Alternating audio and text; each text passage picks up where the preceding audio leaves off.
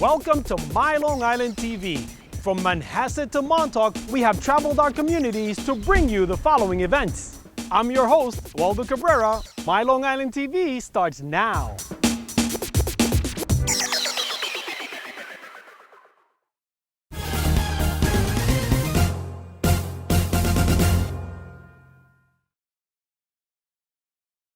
Hi, I'm Waldo Cabrera with My Long Island TV. My guest today is Senator Lee Zeldin. He's a candidate to represent New York's 1st Congressional District. Thank you for taking time out to talk to us. It's great to be here. First of all, this is a rematch. 6 years ago. What's going to be different this time? Well, a lot is different over the course of the last 6 years. At that point, I entered that race. I was 27 years old, a political neophyte, never run a campaign like this before. And the environment was different. I think there was a lot of Bush fatigue, Iraq war fatigue. This is the election where the economy fell out towards the end, and President Obama was getting elected as part of this movement around the country. So the environment's different, and for me, I'm a different candidate after spending some time serving in the New York State Senate, getting great experience. We're ready to go. What is it that you haven't been able to do as a senator that you want to do as a congressman? Well, if you're watching everything that's going on in Washington, issues related to our foreign policy, domestic policy, our health care with Obamacare, education with Common Core, energy policies and the impact on our gas prices or our home heating oil costs, there's a lot that every level of government can do to help grow our economy, create more good-paying private sector jobs. We also need to secure our border, protect our interests overseas. On so many different levels, it's important that we pay attention and get involved with policies at all levels of government. At the top of every voter's list is our jobs and the economy. Our businesses are reaching their breaking points. Many entrepreneurs start up their business and then leave Long Island to go elsewhere.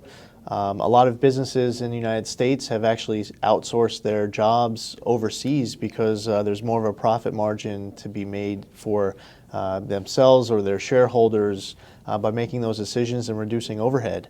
Every level of government, through policy, through regulation, have caused a different breaking point for a lot of these businesses.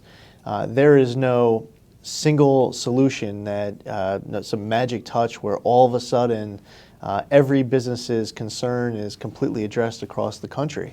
But we just always have to do whatever we can to move the ball forward. For example, when I was up in Albany, I said I would fight as hard as I could to repeal the MTA payroll tax.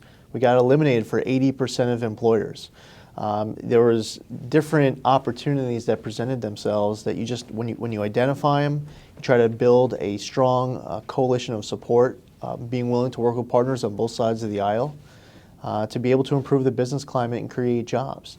Down in Washington, there's a lot of policies and regulation, taxes, EPA regulations that are causing our businesses to send their jobs overseas or not expand.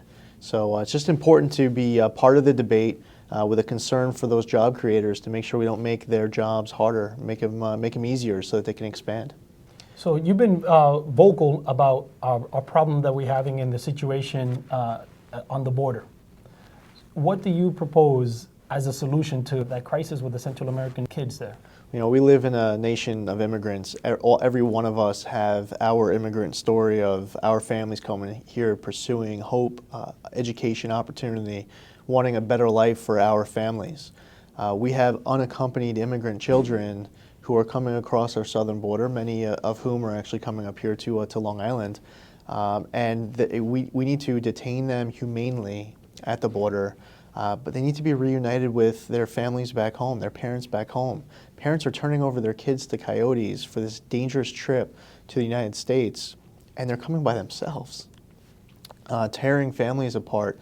And it's so bad, and we have to be cognizant of and compassionate for the situation of oppression and poverty that they are suffering in their home countries.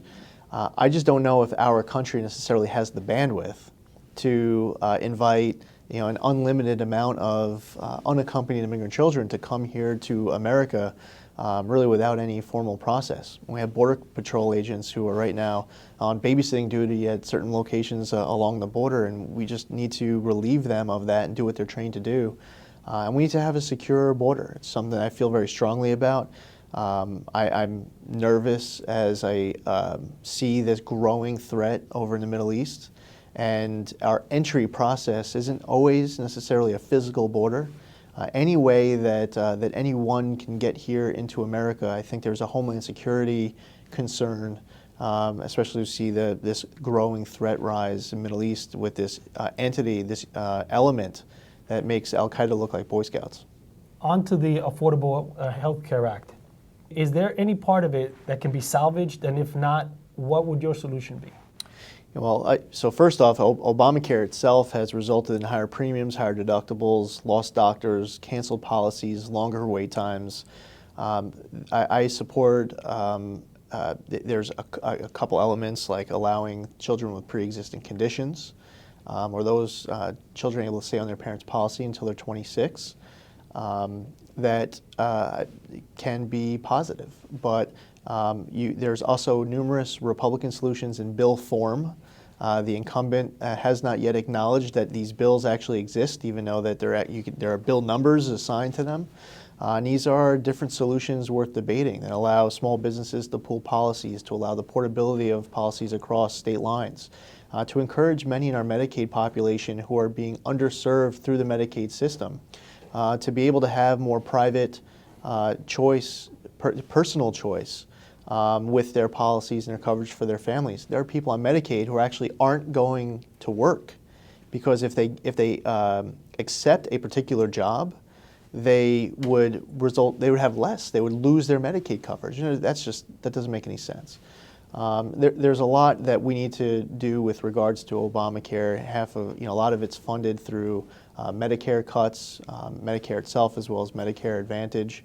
So we need Republicans and Democrats, conservatives, moderates, and liberals to be willing to sit down at the table, put aside partisanship and sound bites, and see where we can find common ground. And that's the way if we want problem solvers in office, that's how we're going to find them. People willing to sit down with folks on the other side of the aisle to try to find common ground. Now, you're one of our veterans. You served our country. We have Russia just pressing everybody's buttons. How would you go in there and handle that situation? Vladimir the Great, Vladimir Putin, I think, looks in the mirror and he sees himself as, gets inspiration from Alexander the Great. And he was emboldened when he put his foot in the water in Ukraine and it met no resistance and just kept going. It definitely required, I think there was no coincidence that just days after the Pentagon announced that troop strength would be reduced to the lowest level in 74 years, that within days, Vladimir Putin is entering to the Ukraine. We have to work with our partners and our allies in that region who are also very deeply concerned with that type of an action. I think there was a responsibility on the part of the Russian government by being as large and as strong as they are as a nation. And having entered into so many agreements with the international community, there's a responsibility where you're not going to just wake up one day and decide you're going to annex your neighbor. That's not a way to be a productive member of the global society. And now you have competing sanctions between the U.S. government and the Russian government. The Russian government sanctioning John McCain, and they're going back and forth. And it's important, I think, that if you go back in time and it was actually audio taped, a conversation between the president and his Russian counterpart saying that we have to get through, just let me get through the election first. And it was a hot mic issue that really, if you listen to that audio, it's enlightening. I think that the administration hasn't taken the threat seriously enough where it's not until you get to the point where you're at your breaking point. But I mean, during the debate in 2012 between Mitt Romney and Barack Obama, there was a part where the president was literally mocking Mitt Romney, saying, that Russia called, or Soviet Union called, they want their foreign policy back. Because Mitt Romney said this is the largest geopolitical threat that the U.S. faces in the world. So every single day we have to be vigilant. And I think that a lot of the challenges that we face right now is the result of having an inconsistent policy and one that doesn't understand that our enemies do not respect weakness, they only respect strength. Senator Lee Zeldin, candidate to represent New York's 1st Congressional District. Thank you for taking time out to speak with me. Appreciate it.